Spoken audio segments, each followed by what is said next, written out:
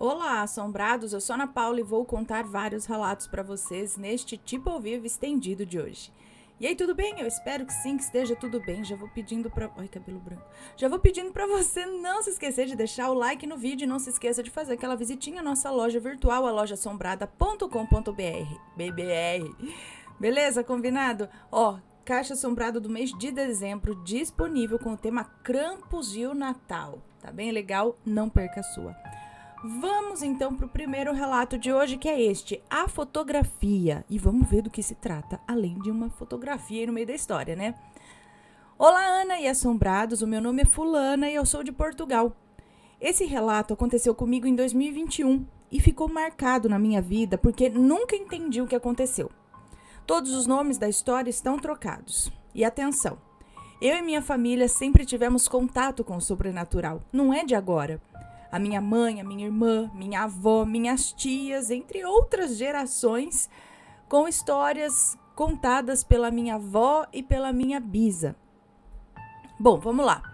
A escola aqui em Portugal começa em setembro e temos as férias de Natal em dezembro.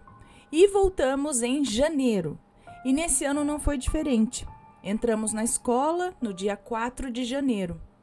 Eu estava no primeiro ano do secundário, 10º ano aqui em Portugal. E por causa do Covid, dia 7 de janeiro, numa quinta-feira, a escola ia fechar. E tivemos o alerta que foi em 2021, né? E tivemos o alerta que de manhã, nesse dia,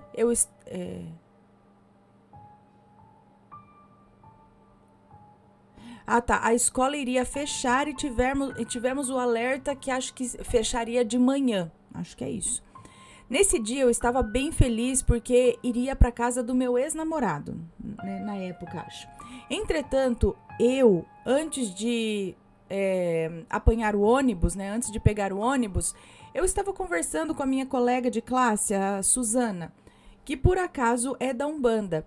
E estávamos conversando sobre espiritualidade, sobre cristais, sobre eu ser sensitiva e ela também, e coisas muito pesadas que... Peraí, eu vou espirrar.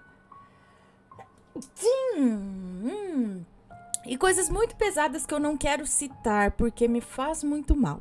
Tanto que eu estou tremendo contando este relato aqui.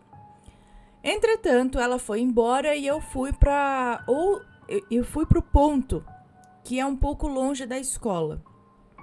Estava um dia chuvoso e numa ladeira, né? Estava um dia chuvoso e numa ladeira, uma folha, parecia uma folha, voou nos meus pés. Mas como? Se o chão estava molhado e a folha também, né? Como que ela voou? Porque quando tá tudo molhado, fica grudado, vamos dizer assim, no chão, né? Difícil assim sair do chão, voar e cair. Né? Mas como que voou se o chão estava molhado e a folha, né, também? Mas aí eu peguei aquela folha e vi que era, na verdade, uma fotografia. No começo, assim, no momento em que eu peguei, eu me arrepiei inteira. Eu senti um mal-estar. Era uma fotografia antiga. Tinha uma enorme casa, que evidentemente não era em Portugal.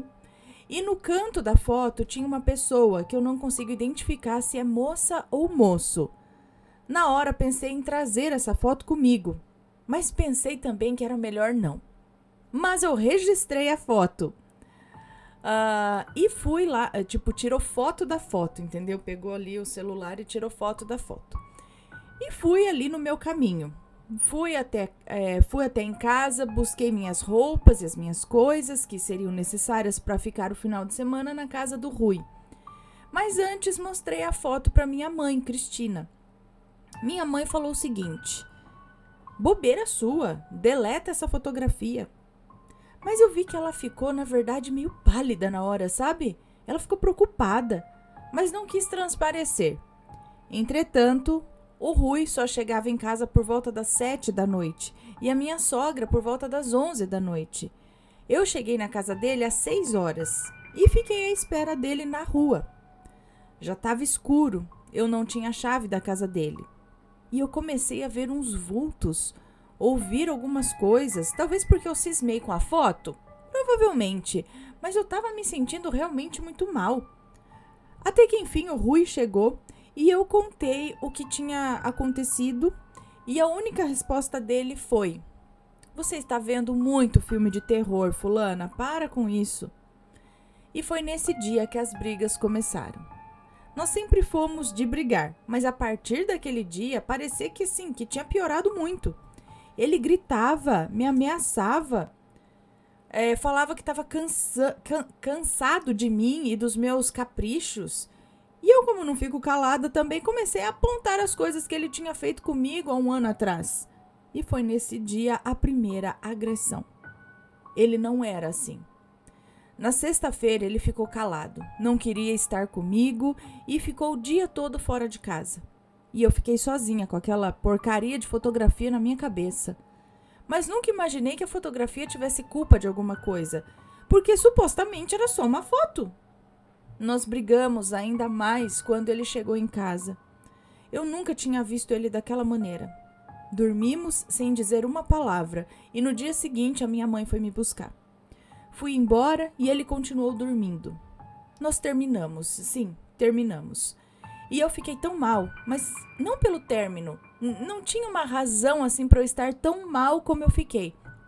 Eu só ficava trancada no quarto, chorando, perguntando por que eu estava tão mal.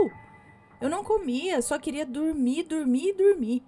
Fiquei 2 semanas trancada no quarto e depois dessas 2 semanas fui na casa dele tentar resolver as coisas e resolvemos. Mas continuava triste e abatida, sem nenhuma razão concreta. Depois de nos resolvermos, a minha mãe foi me buscar e dentro do carro estava minha irmã, Bárbara. E quando entrei, ela começou a passar mal e eu não entendi. Mais pra frente, ela olhou pra mim e me falou: "Eu não queria falar nada, fulana, mas você trouxe alguma coisa da casa do Rui. Eu tô passando muito mal." A Bárbara sabia que a casa do Rui tinha muitos espíritos, pelas coisas que eu contei a ele que passava lá, né? E a minha mãe permaneceu calada, só olhando para mim pelo retrovisor. Eu já estava ficando agoniada e perguntei: "É homem?" E a minha mãe do nada começou a orar o credo, uma oração linda por acaso. O carro começou a tremer. E a minha irmã orava junto, enquanto eu me encolhia no banco de trás com muito medo. Pois depois da reza ter dado certo, quase tivemos 3 acidentes naquele mesmo dia. Fomos buscar a minha prima e o irmão dela. Minha mãe tem um amigo que é satanista, e quando entramos em casa, ele ligou para minha mãe para perguntar se estava tudo bem e o que tinha acontecido. Ele sabia de tudo e perguntou quem era a 5ª mulher que estava dentro da minha casa, sendo que éramos só nós 4. Só 4 mulheres. Olha, até hoje nunca soube o que aconteceu realmente. Eu estudei já várias religiões, Wicca, Quemetismo, Umbanda, Quimbanda. Falei com várias entidades e nenhuma me disse o que era ou quem era. Terminei meu relacionamento depois disso tudo. Mandei esse relato bem resumido, mas que desse para entender, né? Porque eu amo ler os comentários dos relatos e sei que muitas pessoas ajudam. Beijos, Ana. E aí ela deixou a foto aqui, mas eu acho melhor talvez não mostrar, não sei. Não sei, ela não falou nada que é para mostrar ou que é para não mostrar, então pelo sim, pelo não. Eu não vou mostrar, mas é uma foto, assim, vamos dizer, que alguém que tava na rua tirou a foto da casa. E é uma casa bem estilo, diria eu, americana, mas não sei, sabe? Por isso que ela falou, essa casa não é em Portugal. Porque talvez lá também não tenha esse estilo de casa de madeira, assim, sabe? Aquelas casas que a gente vê em filme de 2 andares, com aquele hallzinho, aquela entradinha com escadinha. Tem a imagem de Nossa Senhora de Fátima na frente. E uma pessoa sentada na escada ali do jardim da frente. Então, é uma foto. Uma garagem atrás da casa, com 2 carros. Mas parece uma foto talvez aí da década de 80, 90. Uma foto mais antiga. Então, o estranho é que essa foto voou no pé dela. E a partir do momento que ela pega a foto, sente algo ruim, essas coisas acontecem, alguém a acompanhou. O que será, né? Fica a dúvida e o mistério. E ela falou que já procurou, né, até com entidade, tudo saber o que é isso e não teve respostas. Vamos para o próximo relato de hoje. Deixa eu só afastar esse daqui. Que é este. Eu não estava dormindo. O que foi aquilo? Olá, Ana. Escrevo o relato hoje, dia 5 de janeiro de 2023. Há quase um ano atrás. Às 2h30 da tarde, aqui em Brasília, Distrito Federal. Brasólia. Isso aconteceu agora mesmo e é algo que ainda estou pensando, pois estou incrédula. Meu nome é fulana, tenho 19 anos, mas você, por obséquio, pode me chamar de... Pode me chamar de fulanica? Ok. Desculpe os erros de ortografia e segue o relato e não vai ter nomes. Ok. Ana, eu tenho um filho de 8 meses. Ele, o meu filho, não gosta de berço nem de que fique ninando ele para dormir. Não gosta de colo, então ele dorme sozinho. Eu coloco os 2 colchões no chão do meu quarto para nós 2 dormirmos. Entre o guarda-roupas ali, entre o guarda-roupas à direita e à esquerda a minha cama. E no meio, no nosso pé, fica o berço dele, onde coloco as coisinhas que ele usa. Travesseiro de amamentação, bebê conforto, etc. Hoje, dia 5, acordei disposta, fiz meus afazeres e de tarde deitei com meu filho nos colchões. Coloquei para ele escutar um grupo infantil gospel e tirei minha blusa deixando o mamazinho à mostra para, se ele quisesse, virar, mamar e curtir a música. Vale ressaltar que quando entrei no quarto, eu já me sentia assim pesada, mole, sonolenta, mas deitei e fui pensar no cardápio para a janta de hoje. Mas acabei adormecendo e o meu filho também. Depois acordei e, pasme, Ana, não conseguia me mexer. Meu corpo estava parado, mas eu fazia o movimento, eu sentia as coisas ao meu redor. Era como se tivesse 2 de mim em um corpo só. Tipo o corpo e a alma separados. Minha alma mexia, fazia os movimentos, triscava nas coisas, mas o meu corpo não mexia.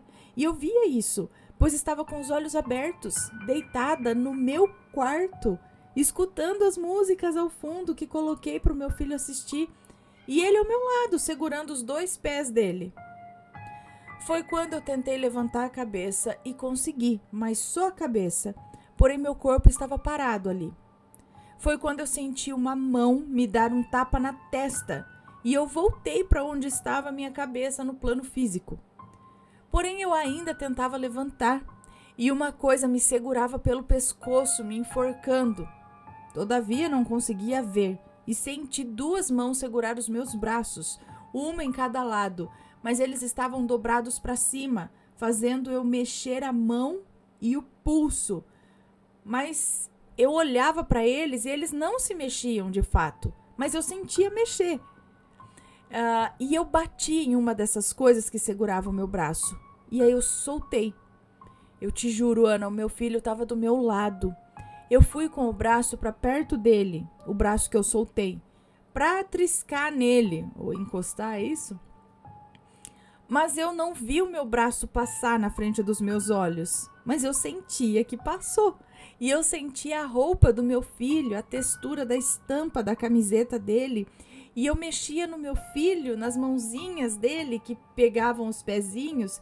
Eu sentia o toque, mas o meu braço estava paralisado do meu lado.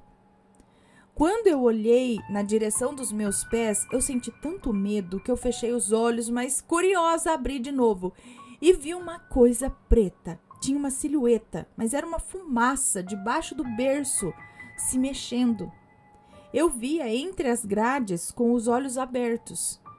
Ana, nessa hora eu fechava os olhos e abria para aquela coisa sumir, até que puxaram o meu braço e seguraram de novo e me morderam no pulso. Mas nessa hora eu só pedia em pensamento para me deixarem em paz.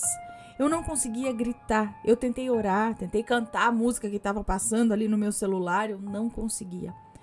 De verdade, Ana, eu sentia que eu ia morrer. Eu não tinha forças, eu olhava para os lados, não conseguia me mexer, mas sentia o meu corpo se mexendo. Só que eu não conseguia ver. Eu sentia aquelas mãos me segurando. Só sei que eu fechava os olhos de medo daquela sombra escura que estava agora pegando no meu pé e eu só pedia para não morrer. Foi aí que eu tentei falar o Salmo 91, olhando aquela coisa no meu pé e gritando na minha cabeça e me debatendo no colchão. Meus olhos estavam abertos, Ana. Eu vi o meu corpo paradão, mas eu sentia o meu corpo se debater. E aquelas mãos segurando cada um do lado, assim, cada um dos meus braços, até que eu consegui soltar novamente aquele braço e ergui ao teto. E fechei os olhos. E na minha cabeça eu gritei: não temo espanto noturno, nem seta que voa de dia, nem peste que anda na escuridão, nem da mortandade que me assola ao meio-dia. Aí eu senti uma pressão contra o meu corpo e abri os meus olhos. Olhei ao redor, meus braços estavam do mesmo jeito que antes, minhas pernas também. Meu filho também estava do mesmo jeitinho, segurando os pezinhos. Mas, Ana, eu saí daquele estado que eu estava e fui olhando as coisas e mexendo o meu corpo físico que agora formigava por inteiro. Estou sentindo até agora dor no pescoço e coceira onde me morderam no braço. Quando percebi as músicas que estavam passando, era a que eu estava cantando quando eu estava parada ou acordada, né? Parada e acordada, enfim.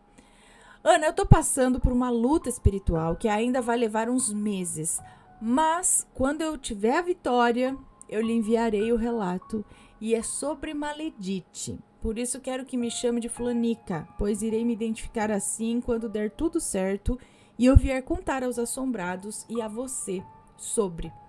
Beijos para vocês, família assombrada. Beijos, Ana, Mateus e filhotes. Um beijo para você, muito obrigada.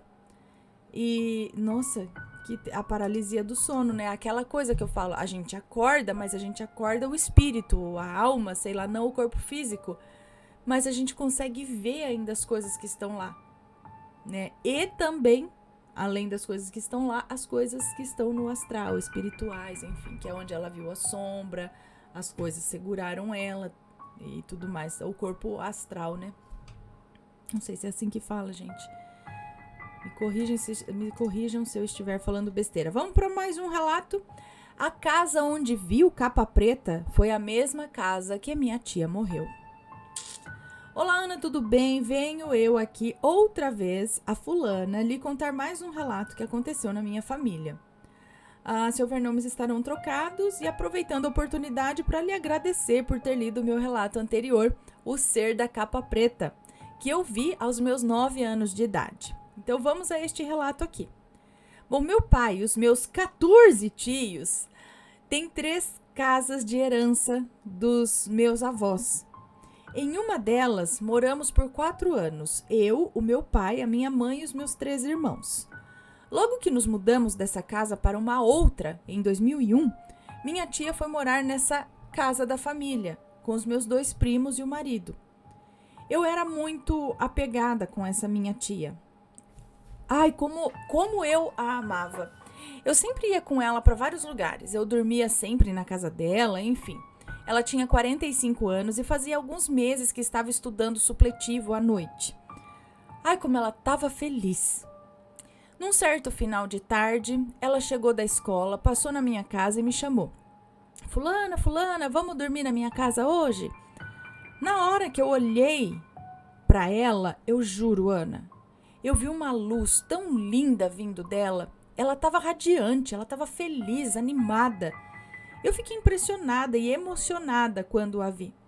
Mas algo me incomodou para eu não ir dormir na casa dela aquela noite. Eu disse que eu não estava bem e preferia não sair de casa desse jeito. Ela ficou triste, mas entendeu. Ana, eu sempre senti e ainda sinto quando alguém da minha família vai nos deixar e partir para um outro plano. Mas eu conto direitinho isso num próximo relato. Bom, a noite chegou e fomos logo dormir.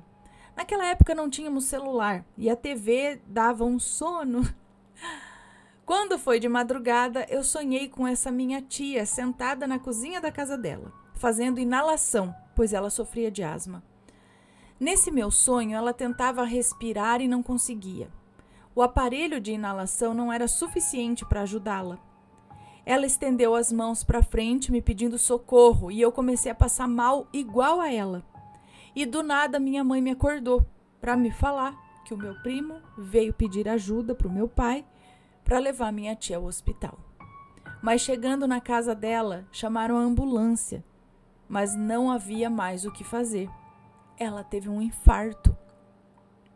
Na hora que a vi ali deitada no sofá, sem vida, eu desabei em choro e pensei, se eu tivesse passado a noite com ela, eu poderia ter ajudado.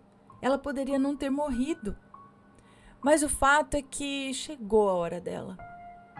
Ana, minha tia, faleceu sentada na cadeira da cozinha, com os olhos vidrados na porta onde eu vi aquele ser da capa preta. Ele chamando pela minha avó que havia falecido. Ela chamando pela minha avó que havia falecido há quase 10 anos. Quase 10 anos antes dela, e estendendo as mãos para frente, caiu no chão. Mas como que sabe? Ela não estava sozinha? Ela chamando pela minha avó que havia falecido há quase 10 anos antes dela, e estendendo as mãos para frente, caiu no chão. Como vocês sabem disso? Bom, Ana, esse foi meu triste relato e te pergunto, será que eu teria conseguido ajudar a minha tia? Um beijo para você, Matheus, crianças, pets e assombrados. Olha, eu vou te dizer uma coisa que é algo que aconteceu ali na família também.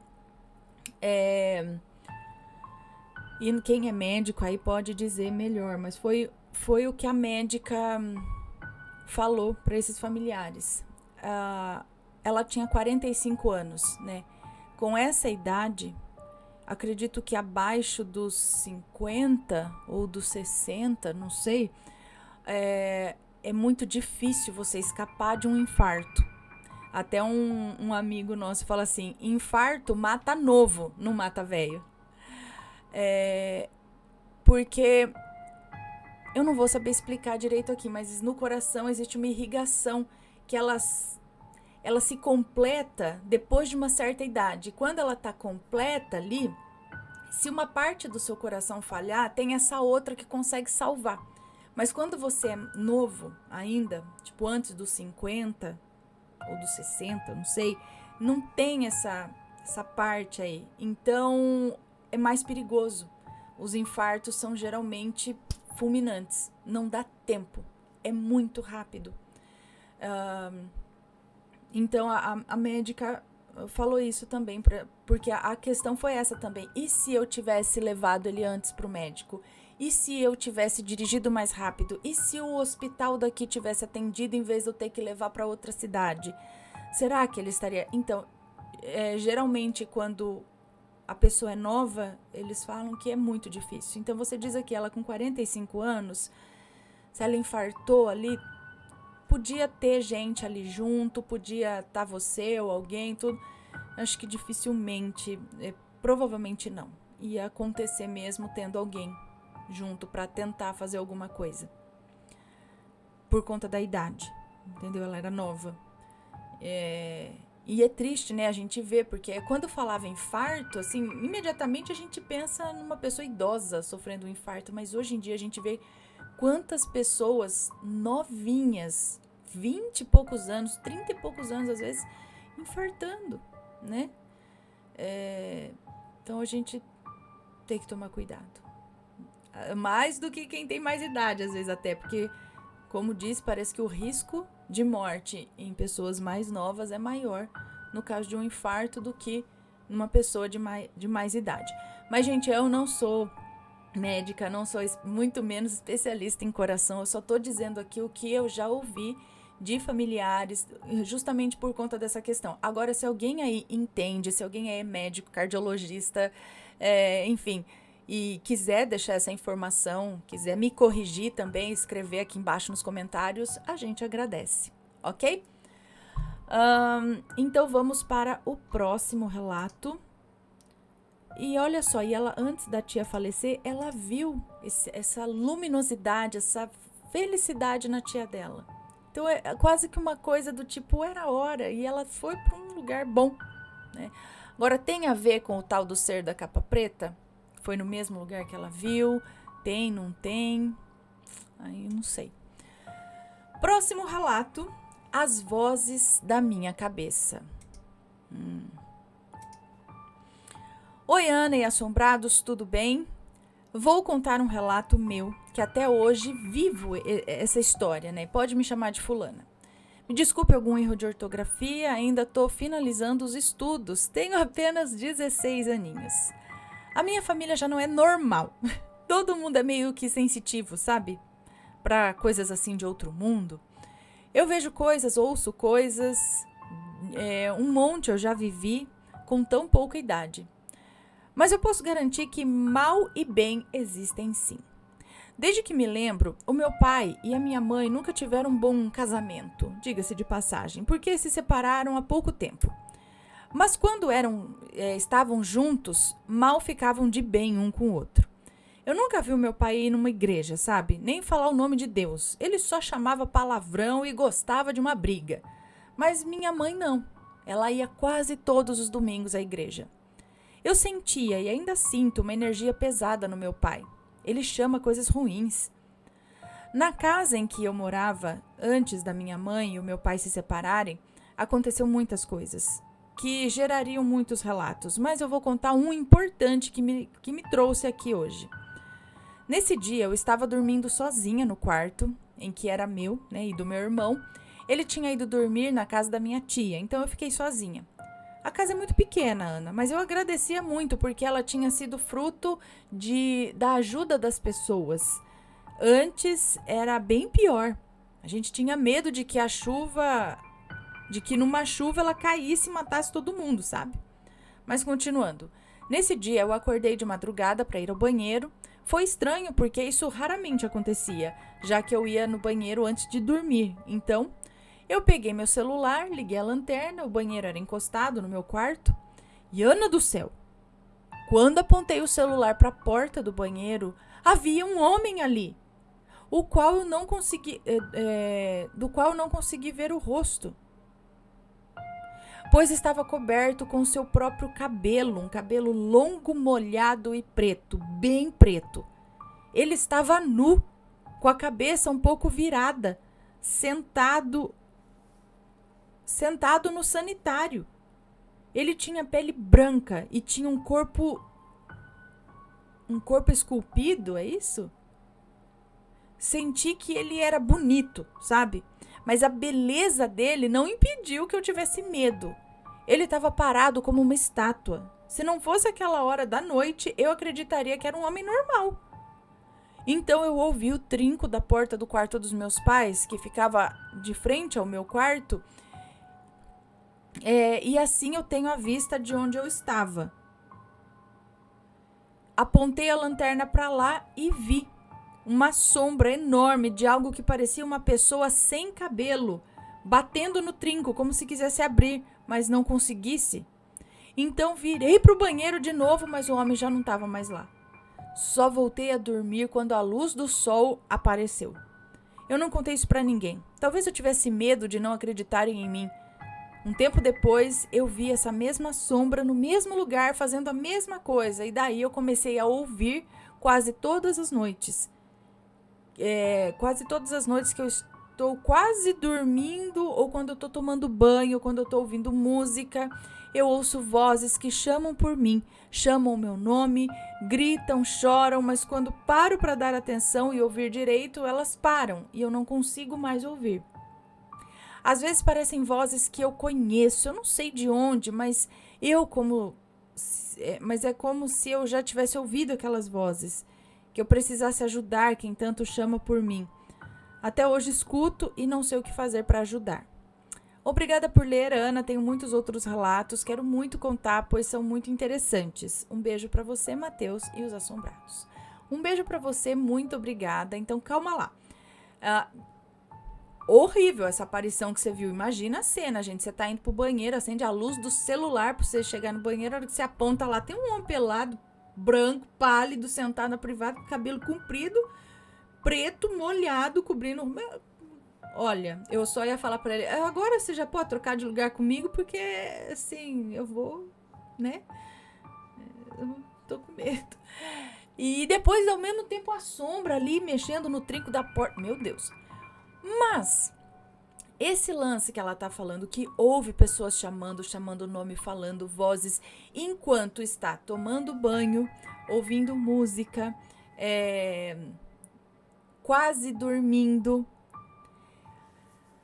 Essas situações, se você parar pra pensar em você aí, você já, quem nunca tá tomando banho, aí parece que escutou alguém, aí você desliga o chuveiro, que é o que ela fala, a hora que ela para pra prestar atenção, né? Ou seja, desliga um chuveiro pra falar, quem tá chamando? Não tem nada. Aí você liga o chuveiro de novo. Direto, às vezes eu tô tomando banho e falo, peraí, meus filhos me chamaram. Aí você desliga, o quê? Ainda responde, né? Pergunta. E não é ninguém. Aí você liga o chuveiro de novo e parece que tem gente conversando. Parece que, sabe? Parece que você escuta música, tem festa. Eu já passei por umas coisas assim. Ou quando o ventilador tá ligado. Também, às vezes o ventilador tá ligado, você também tem essa sensação. Nossa, parece que eu escutei alguém. Parece que eu tô escutando uma festa em tal lugar. Mas é a hora que você para, assim, abre o vidro, fala, não tem nada, né? Naquele momento que você tá meio lá, meio cá, quase dormindo e tal, às vezes você escuta alguma coisa, a hora que você volta, não tem nada. Então eu não sei se seria isso mesmo, espíritos ou alguma coisa assim, pedindo ajuda e tal. Se não me engano, isso tem um nome. Quando esse tipo de ruído branco,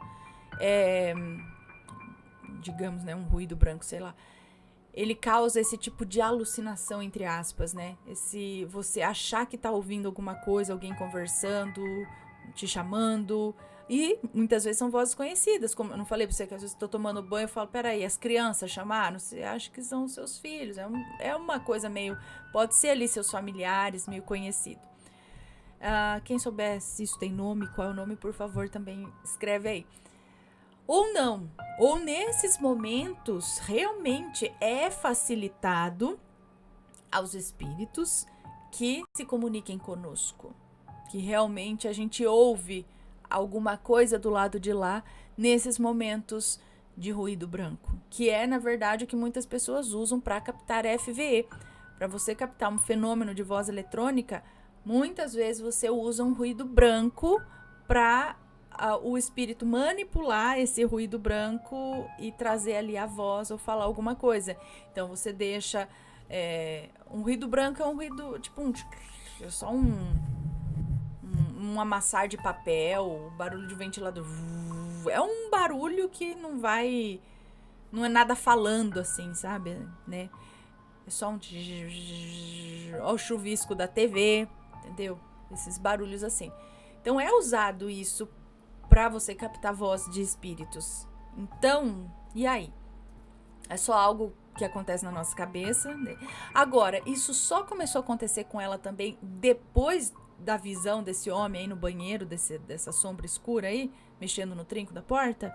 Só depois que ela reparou isso? Ou amedrontada com essa situação, acaba prestando atenção ou achando que tá ouvindo alguma coisa nesses momentos? Ou isso começou a acontecer mesmo só depois disso? Então, são questões aí para se pensar. E vamos, pessoal, preciso ir agora para o último relato de hoje, que é um relato curtinho, tá bom? Deus sempre nos ouve. Olá, Ana e assombrados, o meu nome é Fulana, mas pode me chamar de Fulana. Bom, esse relato aconteceu faz pouco tempo. Certo dia estava muito, muito, muito calor e à noite armou um temporal. Muitos trovões e raios e começou a dar queda de energia toda hora. Mas estava sempre voltando, sabe? E eu tenho uma filha de 3 meses. Ela já tinha ido dormir no meu quarto e no meu quarto e do meu marido, né? E nós fomos nos deitar logo em seguida também. Quando deu ali por volta da 00:40, a energia caiu de vez. E os pernilongos estavam em peso no quarto. Muitos pernilongos mesmo. E junto com eles o calor, porque não tinha mais como ligar os ventiladores, né? Acabou a energia. Estávamos com 2 ventiladores ligados. Enfim, Ana, eu não estava preocupada comigo, tá? E sim com a minha bebê de 3 meses com aquele monte de pernilongo. Eu morro de medo dela pegar dengue. Meu marido tinha ido para a sala porque aqui no quarto não estava dando mesmo. Então eu comecei a rezar para Deus e realmente pedir encarecidamente para que Ele nos ajudasse, que naquele momento só Ele poderia nos ajudar. Terminei minha oração, tentei dormir, sem sucesso. Eram os pernilongos, era o pescoço suando, eu preocupada com o nenê, indo olhar toda hora para ver se tinha pernilongo nela, um caos. Até que meu marido veio para o quarto novamente e tentamos dormir. E novamente eu pedi para Deus, mas dessa vez com todas as minhas forças e fé. Disse que somente Ele poderia fazer voltar a energia, que não era por mim, era pela minha filha, e eu pedi mesmo muito. Então, assim que eu terminei de falar a última palavra, a energia voltou, como num passe de mágica. Eu levei um susto, Ana do céu, porque eu realmente não estava esperando ser tão instantâneo. Há uns que vão dizer que foi coincidência, mas eu acredito que não. Qual a probabilidade disso acontecer no mesmo momento da oração? Foi esse o meu relato, Aninha. Beijos e até o próximo. Um beijo pra você, muito obrigada. E realmente, gente, quando tá aquele calor e acaba a energia, que você não pode ligar um ventilador, você tem que deixar a janela aberta pra arejar, mas daí entra pernilongo, é tenso. Tem uns negocinhos pra criança, pelo sim, pelo não, em relação ao pernilongo. Sabe aqueles, parece tule, assim, parece uma tampa com tule que você cobre bolo pra não ir mosquito? É tipo um desses, só que maiorzinho um pouco pra você cobrir a criança. É tipo feito de tule, assim, ó. Eu vi na internet já. Eu ia comprar, mas acabei não comprando pros meus quando eram pequenos. E aí, tipo, a criança tá deitada na cama, você põe aquela tampa, assim, ó. Tipo uma redoma estruturada de tule, sei lá, pra evitar que pernilongo suba neles onde quer que eles estejam, assim, né? Tipo na cama, que nem uma tampinha mesmo que você põe em cima, assim, pra não ir mosquito. É exatamente isso. É interessante. E eu acho que não é muito caro, porque eu acho, né? Também não sei. Na época eu tava... Não lembro também o preço, mas eu sei que eu cheguei a ver na internet. Mas a gente fica preocupadíssimo com pernilongo picando criança, com negócio de dengue, de não sei o que lá. Não dá, né? Não pode. E também com 3 meses, eu acho que não é nem recomendar, eu não sei. Mas fica passando muito repelente por conta de absorção ali na pele, né? Muito novinho ainda pra ficar passando essas coisas, né? Aí você tem que tentar outros, mas fora o calor também, né? Aí você não dorme direito também, é horrível. Mas que bom que, olha só, fez ali o seu pedido e foi atendido na hora. Atendida. Bom, pessoal, estes foram os relatos de hoje. Espero que tenham gostado. Um grande beijo pra vocês e a gente se vê no próximo relato, ok? Beijos e fui! Tchau, tchau!